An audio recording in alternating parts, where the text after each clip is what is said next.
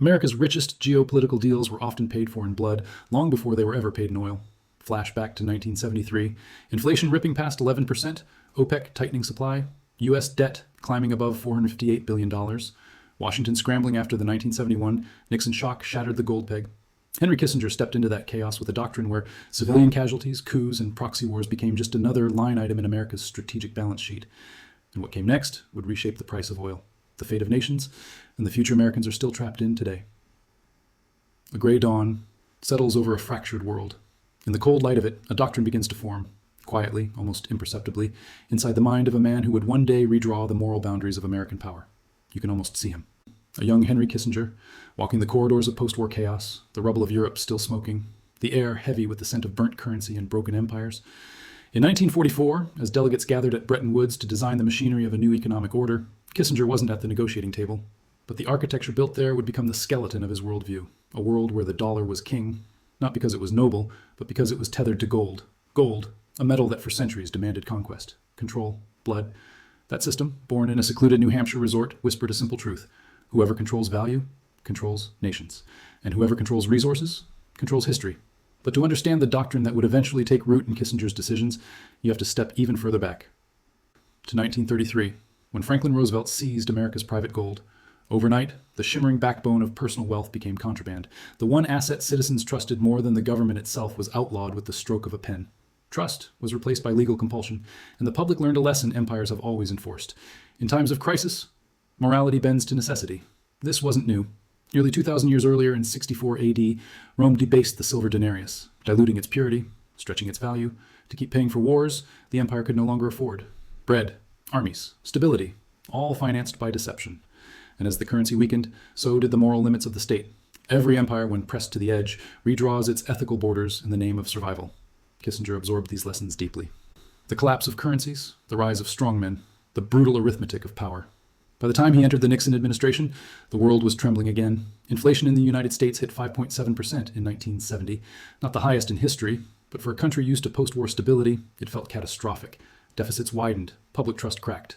Defense spending surged past $80 billion as the war in Vietnam bled both money and morale. And in this mounting storm, Kissinger found clarity. Geopolitical leverage was no longer optional. It was the final instrument left in America's toolkit. If the dollar's credibility faded, then influence abroad had to harden.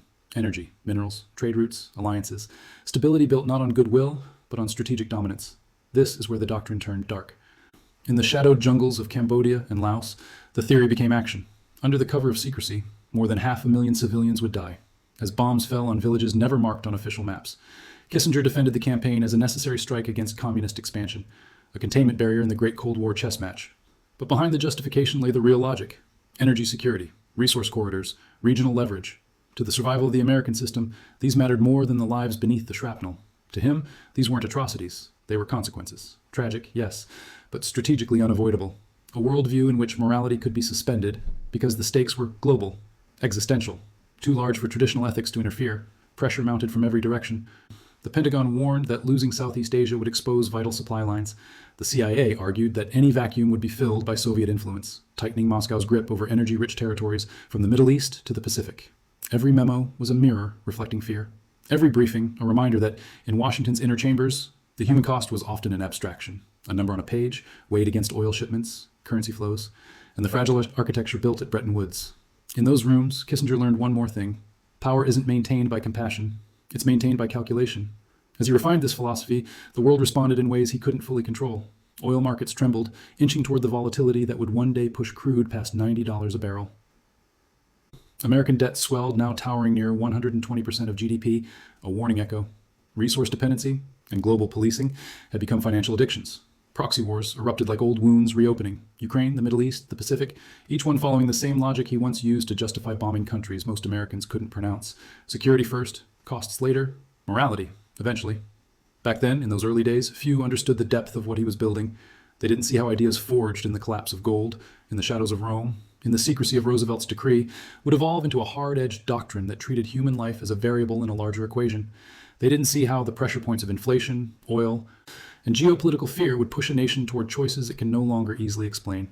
And as wars and debts and energy shocks piled into the decades ahead, one truth became painfully clear.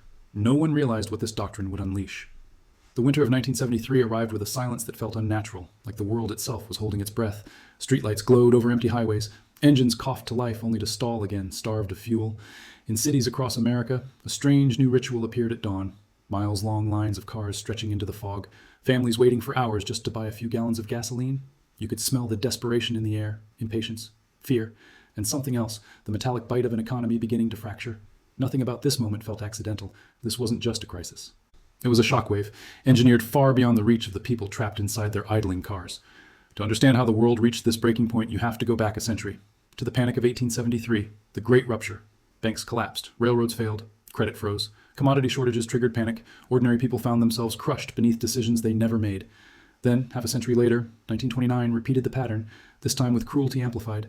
Markets collapsed, prices plunged, wages evaporated. Every nation discovered how fragile power becomes when the resources that feed industry and survival run dry. In both eras, economies weren't destroyed by bullets. They were undone by scarcity, speculation, and the ruthless logic of markets spiraling out of control. These crises were the prelude to 1973. Warnings, buried in the past, that no one wanted to hear.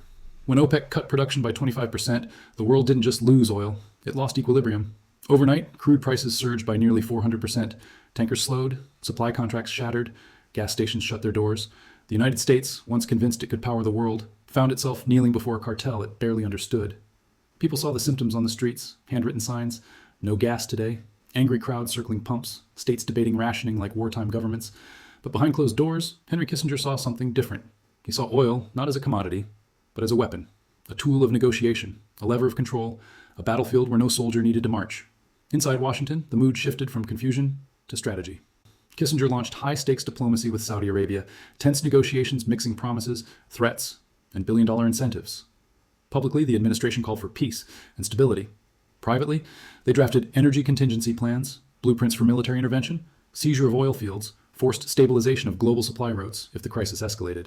The U.S. was preparing for a world where fuel scarcity could trigger the next world war.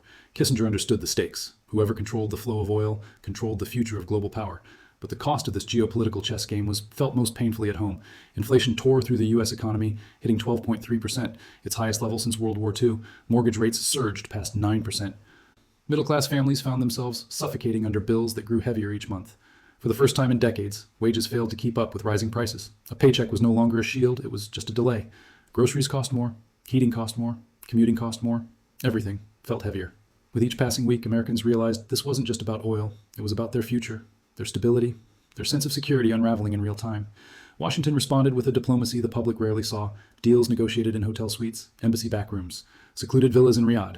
The U.S. traded weapons for oil guarantees, intelligence support for shipping stability, political silence for economic protection. Billions in arms flowed into the Middle East as America secured a long-term lifeline in exchange for regional dominance. Kissinger's system was elegant, brutal, effective. Stabilize the dollar, secure the oil, maintain American dominance, no matter the human cost, no matter the political debt. But like every system built in the shadows, it carried a price that wouldn't be paid until decades later. Today, Americans face echoes of 1973 everywhere they look.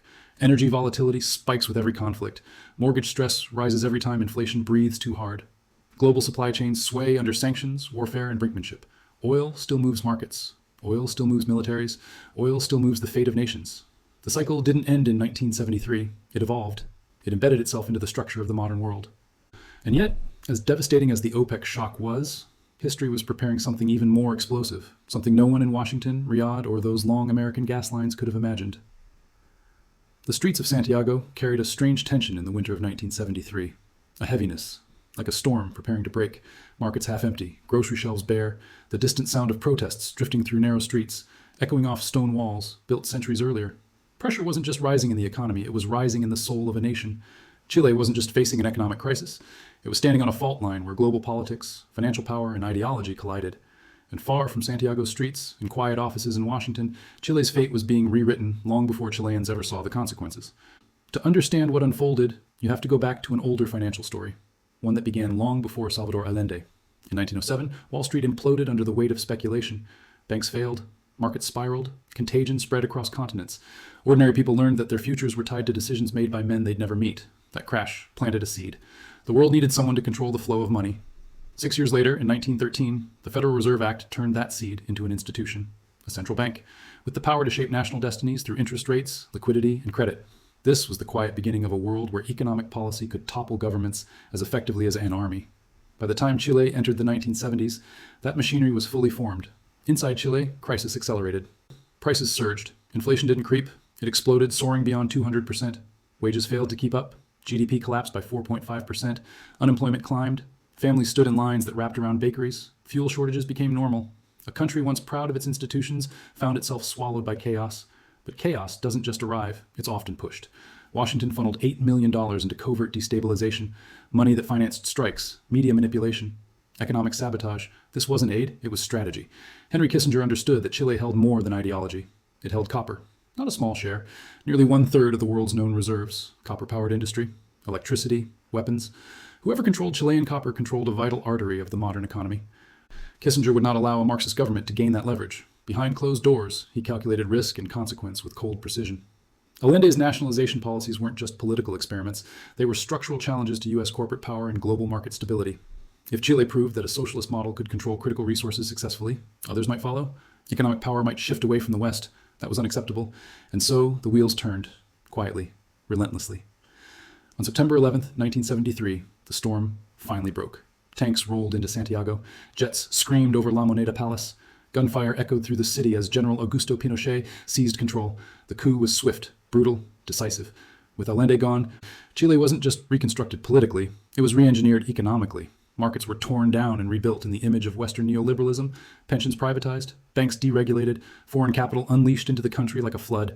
Chile became a laboratory, a testing ground for free market doctrine guided by Chilean technocrats trained in U.S. institutions. For American corporations, it was a windfall.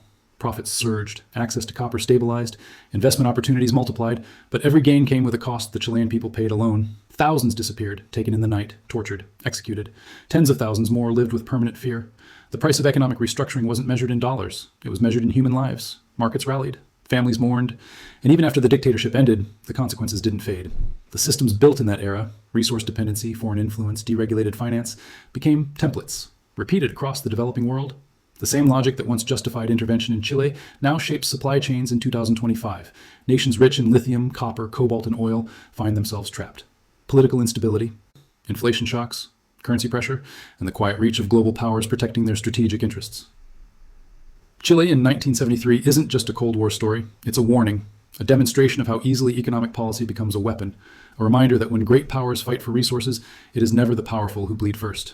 As the world shifts into a new era of resource competition, from batteries to microchips to rare minerals, the shadow of Chile lingers like a cold wind, because that mistake, the one carved into Chile's history with tanks, dollars, and fire, still haunts us today. Night falls differently over Cambodia and Laos. It isn't gentle. It comes alive with distant thunder, not from storms, but from the drone of aircraft engines humming in the dark. Villagers look up and see only black sky. But they feel the earth tremble beneath their feet. Then comes the roar, sudden, consuming, merciless. Fire blossoms across rice fields. Craters swallow forests. Entire valleys light up as if the sun itself shattered and fell to the ground. In those moments, Southeast Asia becomes the canvas of a war that officially doesn't exist. A war recorded not in speeches or headlines, but in ledgers, budgets, and classified memos. To understand why Cambodia and Laos became silent battlegrounds, you have to go back to the earliest experiments in economic warfare. In the 18th century, the East India Company perfected the model, a corporation with an army, financing its expansion through opium, addiction as revenue, debt as leverage, resources as spoils. Wars weren't only fought with muskets and cannons. They were financed with trade imbalances and human misery. After World War II, another financial story began. By 1945, Europe lay in ruins. Reconstruction costs climbed into the billions. Nations borrowed heavily from the US, from institutions that would become the World Bank and the IMF. A new dependency emerged. Economic survival, in many cases, now depended on geopolitical loyalty. The lesson was simple. Wars reshape balance sheets as much as they reshape borders. By the late 1960s, that logic reached Cambodia and Laos. From 1969 to 1973, the United States dropped more than 2.7 million tons of bombs on the region, more than all the bombs used in World War II. Villages vanished, farmland turned to ash, ancient temples and monuments collapsed under shockwaves. It cost Washington over $3 billion. But the true price was hidden in classified budgets and vague appropriations stamped national security. Officially, America wasn't at war in Cambodia or Laos. Unofficially, it was waging one of the most intense bombing campaigns in human history. As the violence escalated abroad, something else exploded at home. Inflation surged from 4% to 11%. American households, already strained by Vietnam, felt the squeeze. Groceries climbed. Gas rose, wages lagged behind. Families watched their paychecks lose value month after month, never knowing that distant jungles and cratered rice fields were shaping their lives. Meanwhile, Southeast Asia spiraled into famine and insurgency. Scorched earth ruined harvests. Children grew up with hunger as their first memory. Generations were displaced, trapped between foreign bombs and local militias. Inside the White House, Henry Kissinger didn't frame these losses as tragedies. He saw them as math, strategic arithmetic. Every ruined village, every mass grave, every wave of refugees weighed against the Cold War equation. Preventing Soviet influence mattered more than human survival. Everything was measured in geopolitical margins, not in lives. In Kissinger's world, maps mattered more than mothers. Victory wasn't defined by peace, it was measured by containment. Even within Washington, few understood the full scale of what was happening. Political secrecy wrapped the war in layers of plausible deniability. Congress received fragments of information, never enough to see the whole picture. Budgets hid military expenditures under other categories. Bombing coordinates were buried in restricted files. It was a war built in the shadows, funded through hidden channels, carried out in ways that sidestepped the transparency a democracy claims to uphold. But secrecy never deletes cost, it just redirects it. When governments hide expenses, those costs don't vanish. They fall on the people who never had a say. Taxpayers funded the bombs. Taxpayers absorbed the inflation. Taxpayers inherited the debt. Even today, America finances proxy wars, sanctions, and intelligence operations through rising deficits. Deficits that translate into higher taxes, higher inflation, and deeper economic insecurity.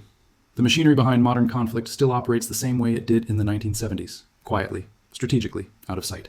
Cambodia and Laos remain haunted landscapes. Unexploded bombs still lie buried under their soil. Families still mourn the missing. Entire regions carry scars from a war they never declared. And the American public still shoulders the economic burden of decisions made long before many of them were born, because the true price of those hidden wars was never written in dollar terms. It was buried in erased lives, shattered futures, and truths concealed long after the last bomb fell. The desert sun burned over Riyadh like a molten coin the year the world quietly changed. Heat shimmered over endless sand, bending the horizon, hiding the silhouettes of armored limousines making their way towards secluded palaces. Inside those cool, marbled halls, American and Saudi officials sat across from each other, their words soft, their intentions sharp. Neither side fully trusted the other. Both understood the stakes. Hovering over the table, invisible yet undeniable, was a single truth.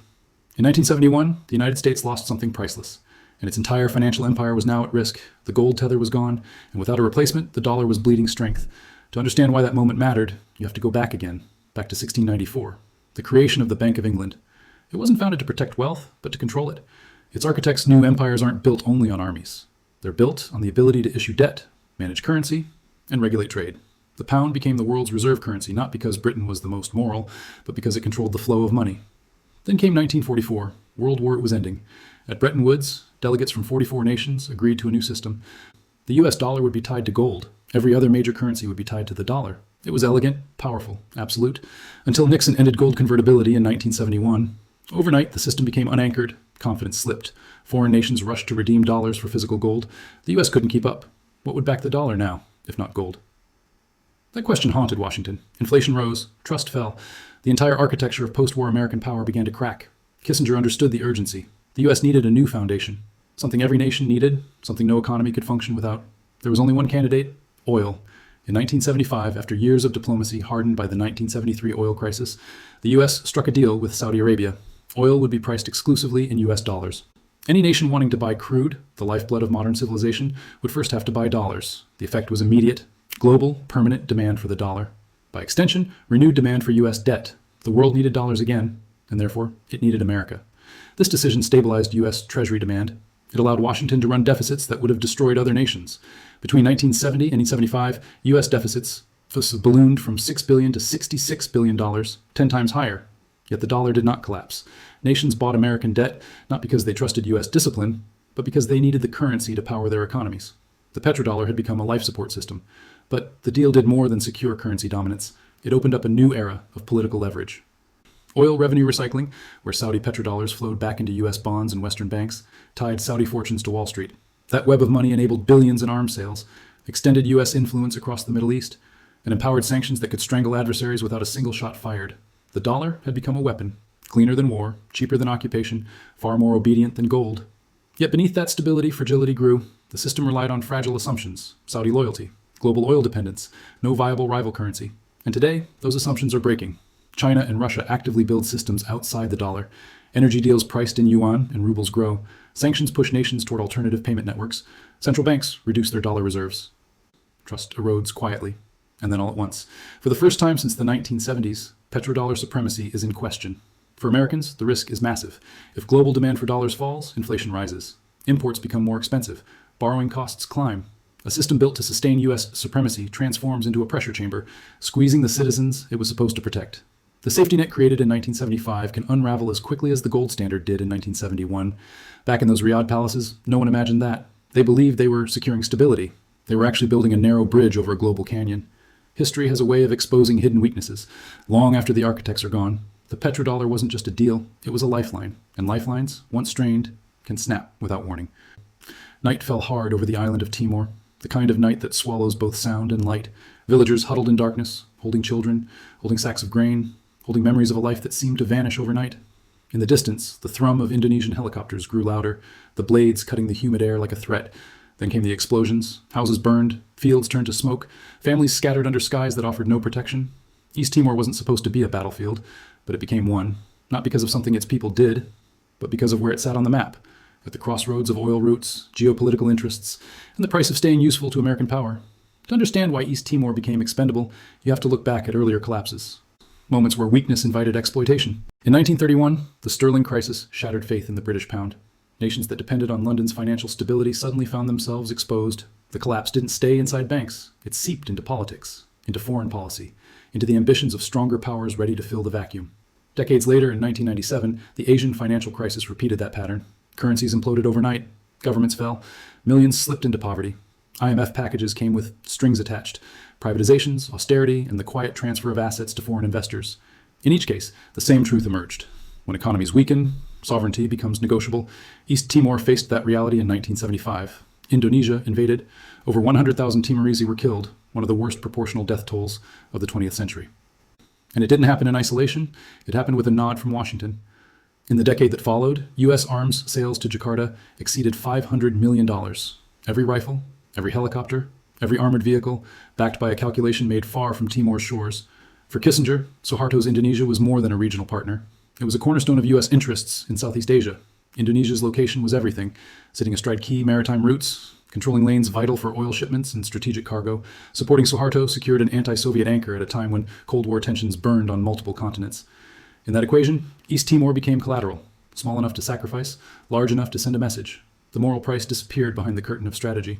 On the ground, consequences were devastating. As Indonesian troops tightened control, Timor's GDP collapsed by 30%. Farms were abandoned, fields were destroyed, famine spread. The young and old died with equal anonymity. Families that once sustained themselves with generations of agricultural knowledge now depended on irregular aid shipments. When they arrived at all, the outside world heard whispers, reports of massacres, forced relocations, starvation. Yet condemnation rarely turned into intervention. Alliances mattered more, oil lanes mattered more, Suharto's role in Cold War balance mattered most. This was not an exception, it was a pattern. Throughout the Cold War, political alliances routinely outweighed human rights. Nations aligned with the United States received weapons, loans, and diplomatic cover, even when their leaders crushed dissent. Those who drifted towards Soviet influence faced economic punishment, diplomatic isolation, or covert destabilization. The rules were clear. Morality was optional. Strategy was mandatory. Decades later, the echoes are still loud. Today, the United States speaks the language of human rights on the global stage, but its foreign policy still bends around oil reserves, mineral deposits, strategic choke points in the Indo-Pacific. Alliances are still built on shared interests, not shared values. Countries rich in nickel, copper, cobalt, or crucial sea lanes find themselves courted or controlled. The names have changed, the rhetoric has changed, the logic has not. In East Timor, the world saw what happens when a small nation stands at the crossroads of great power ambition. The suffering was staggering. The silence from allies was deafening. In Washington and Jakarta, the war soon faded into footnotes, an inconvenient detail in a much larger equation. But beneath those calculations, something else was forming. A realization. The game in Southeast Asia wasn't over. The invasion was not the final act. It was the opening move in a deeper struggle for influence across the most contested waters on Earth. The fires in Timor eventually burned out, but the forces that lit them, they were only just beginning to rise. There is a moment before every war when the world still looks ordinary. Streets calm, markets steady, leaders smiling for cameras. Behind that calm, the real battles begin. Not on front lines, but at polished tables. Not with soldiers, but with bankers, diplomats, and men who understand that power flows faster through financial channels than through any rifle. In the 1970s, as global tensions deepened and U.S. dominance began to fray, these shadow negotiations became the machinery holding the system together. Wars weren't just fought. They were arranged, financed, structured, justified, long before the first bomb fell. To understand how these negotiations shaped our modern world, you have to return once more to Florence in the 1490s. Marble palaces, candlelit chapels. The Medici family ruled without a crown. They built an empire through banking, loans to kings, credit to popes, hidden ledgers that decided the outcomes of political disputes. They showed that money could rule more efficiently than monarchs. Then, in 1637, Europe watched tulip mania collapse. Fortunes evaporated in days. Speculation imploded. Again, it wasn't soldiers who decided who survived. It was financiers who understood panic, leverage, and timing. Those events planted a seed. Modern wars, modern crises, modern empires would all be negotiated financially as much as militarily. Centuries later, Kissinger brought that playbook into the nuclear age. His diplomacy didn't rely solely on formal treaties. It thrived in back channels, private meetings with oil executives, arms suppliers, foreign ministers, agreements that would never appear in public records. There, in quiet rooms, deals were cut. Oil for security, weapons for loyalty, financial aid for alignment. Every move had a price. Every alliance, a balance sheet. At the same time, the Vietnam War was draining the U.S. economy. Costs surpassed $120 billion. Debt trajectories shifted from gradual incline, to permanent escalation. Deficits became structural, not temporary. Long after the last helicopter left Saigon, the war's financial shadow remained. That's when back-channel negotiation became more than strategy. It became survival. Kissinger needed more than diplomacy. He needed liquidity. Arms deals with Middle Eastern monarchies. Oil guarantees to stabilize the dollar. Agreements that tied foreign wealth tightly to American markets. The war was no longer just on the battlefield. It was also in the numbers. Intelligence reports delivered another warning. Energy disruptions could unleash inflation waves around the world. They were right. By 1980, inflation in the U.S. reached 14.8%. Savings vanished, businesses closed, interest rates shot sky high. Behind those numbers was a network of decisions, currency pegs adjusted through quiet international negotiations, futures markets shaped by choices made in Riyadh and Washington. Political leverage built on a simple understanding: control oil, and you control inflation. Control inflation, and you control economies. When Kissinger sat with foreign ministers, he wasn't just trading pleasantries. He was, in effect, negotiating the cost of living for billions of people. These shadow deals left fingerprints everywhere, in oil futures, in exchange rates, in which countries prospered and which collapsed. Alliances were cemented not by ideals, but by shared dependencies. The laws never mentioned it, but the architecture of the modern global economy was built on those handshakes, and Americans today still live with the fallout. Every unexplained surge in gas prices, every spike in interest rates, every sudden market panic triggered by a conflict thousands of miles away. These aren't isolated events. They're echoes of deals made decades ago by men who knew that global power rests not just on the threat of force, but on the flow of money. None of it was accidental, and the true cost of these hidden negotiations, the cost buried beneath secrecy and strategy, is a story still unfolding, in the shadows. The American home has always felt like a fragile sanctuary, warm lights behind glass, the hum of an air conditioner in summer, the low thrum of a furnace in winter. But when energy prices rise, that sanctuary shakes, bills climb, grocery costs creep up, families start whispering fears they never thought they'd have. In the 1970s, those fears arrived like a storm. Gas stations ran dry, heating oil doubled in price, paychecks shrank in real terms. Behind every kitchen table argument, behind every night of lost sleep, stood the same invisible architect, foreign oil. It didn't just power cars and factories. It powered the cost of living, the strength of wages, the stability of the American dream. To understand why energy holds such brutal power over households, you have to revisit the decade that exposed this vulnerability. In the early 1970s, stagflation settled over the country like fog. Prices climbed, growth stagnated, inflation hit 11% in 1974, then 13% by 1979. Paychecks couldn't keep pace, jobs disappeared, carts got lighter even as receipts got longer. Gasless lines stretched for miles, engines idling, tempers rising. Each driver hoping the station wouldn't run out before their turn. It felt personal, but the trigger wasn't local, it was geopolitical. Oil shocks in the Middle East sent tremors through the entire U.S. economy. Decades later, the pattern returned. In 2008, oil prices spiked to $147 a barrel. The global system buckled. Households were crushed by rising costs, falling home values, and vanishing savings. Once again, energy became the spark for inflation and the prelude to crisis. The lesson was unmistakable. American prosperity was tied to supply routes it didn't fully control, to alliances it couldn't fully trust, to markets that could turn overnight. Much of that fragility traces back to Kissinger's strategy. He tethered American power to foreign oil, securing relationships that guaranteed supply. On one condition, the U.S. had to maintain influence, military presence, and financial leverage in the Middle East. Elegant in the short term, dangerous in the long term, because it created structural dependency. Every war, every embargo, every political shock in those regions sent shockwaves into American households. The numbers tell the painful story. As inflation surged into double digits, wage growth died. Workers brought home more dollars. That bought less. By 1981, mortgage rates soared to 18%. Families lost homes. Small businesses went under. Dreams were delayed, not by months, but by decades. Debt replaced savings. Fear replaced confidence. The America of the 1980s wasn't the triumphant post-war nation of the 1950s. It was a country learning how fragile its prosperity truly was. And under the headlines, an even deeper problem grew. Oil-based diplomacy trapped the U.S. in a loop. To stabilize energy prices, America supported regimes it didn't trust, fought wars it didn't want, funded alliances that cost billions but offered no certainty. Each crisis added more debt. Each attempt to regain control made the system more fragile. The loop was clear, predictable, painful, and very, very expensive. Now, in the present, the echoes are louder than ever. From 2022 to 2024, inflation spiked again. Mortgage rates climbed to 7%. Younger families found themselves locked out of home ownership, trapped between stagnant wages and historic housing costs. Energy prices surged, fueled by wars, sanctions, and fractured supply chains. The same forces that shook the 1970s are back with new intensity. Every time oil rises, the U.S. economy shudders. Every time conflict erupts near a shipping lane, American wallets feel the shock. Today, families open their utility bills with the same dread their grandparents felt in the 1970s. Markets still rise and fall on the same fragile pillars. Despite all the advances in technology, the United States still hasn't broken free from the dependency Kissinger helped design. The cycle didn't end in the 70s. It didn't end in 2008. It hasn't ended now, because the world is shifting again, and the next energy shock is already on the horizon. The oil shock of the 1970s didn't begin with explosions.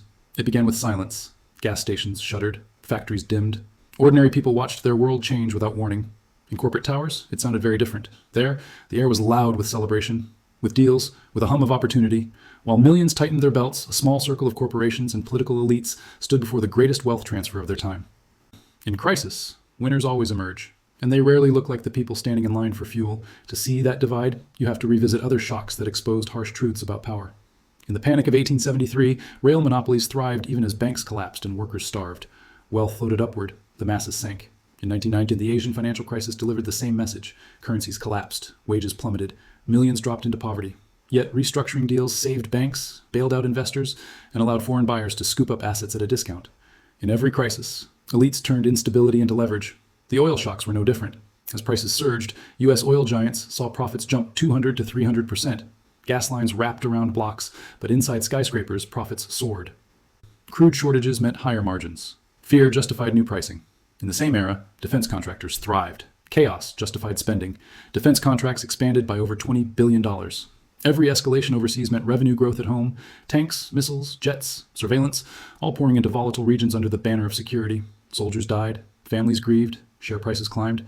The biggest losers weren't just Americans with shrinking paychecks. The deepest scars appeared in the global south.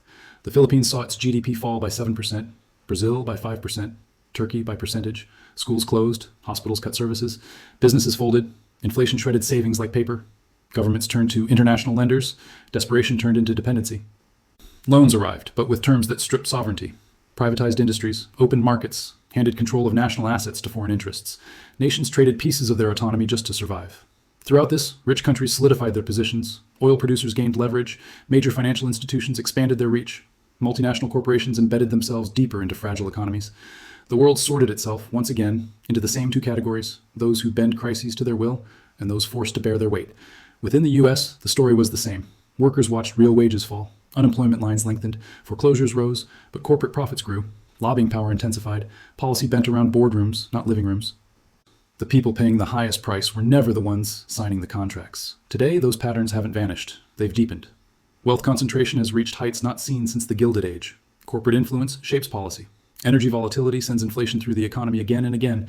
Companies driving the crisis often profit from it. The political system staggers under lobbying pressure and campaign funding. Millions feel the weight of decisions made in rooms they will never enter. The oil shock didn't create this architecture of power, but it revealed it. It exposed a hard truth. In energy-driven crises, power is never neutral. It picks sides. Yet beneath profit and policy and suffering, something deeper was forming. A final consequence that no corporation, politician, or economist wanted to confront, one that would redefine America's future, and it still waits in the shadows. Dark clouds gather long before a storm breaks. For America, those clouds began forming decades before most people understood what they meant. You can feel their weight today, in market tremors, in the rising cost of living, in the quiet anxiety inside every home, wondering why the future feels more unstable than the past. The truth is brutal. The United States is living in the long shadow of decisions made 50 years ago, and that shadow is growing. To see how deep it runs, look at two moments that shattered the illusion of invincibility. First, 2008. The global economy fell like a building being demolished. Banks imploded. Millions lost their homes. Markets crashed with a violence not seen since 1929. It wasn't just a recession. It was a revelation. proof that even the dominant financial system on Earth could collapse under its own contradictions. Then came 2020. A virus froze the world. In a matter of months, the US printed and injected $4 trillion into its economy. Money conjured from nothing meant to keep the system breathing. It delayed the collapse, but it didn't fix the fault lines, it deepened them. It set the stage for the inflation surge that followed. This fragility isn't random. It's the direct result of a geopolitical strategy Kissinger helped shape in the 1970s. A doctrine built on oil, on intervention, on the belief that global order could be engineered with force, alliances, and economic pressure. By tying American power to foreign energy routes and Middle Eastern stability, the U.S. locked itself into decades of involvement. Gulf Wars. Military bases at strategic choke points, sanctions campaigns, currency levers. It worked for a time, but every crisis raised the bill. Today, sanctions touch 38% of global GDP. Nearly 2/5 of the world's output sits under some form of restriction. Russia, Iran, Venezuela, and segments of China, entire states have been pushed into building parallel systems, alternatives to SWIFT, non-dollar trade routes, regional currency experiments. The once unquestioned dominance of the dollar is now questioned, quietly, but increasingly. Inside Washington, a fear grows.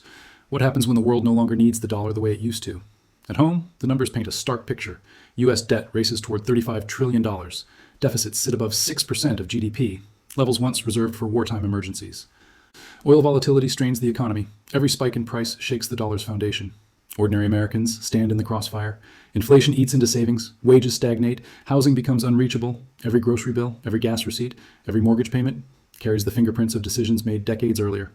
The harshest truth is this: the doctrine that shaped the last half-century isn't gone, it's evolving. What began as a Cold War formula has mutated.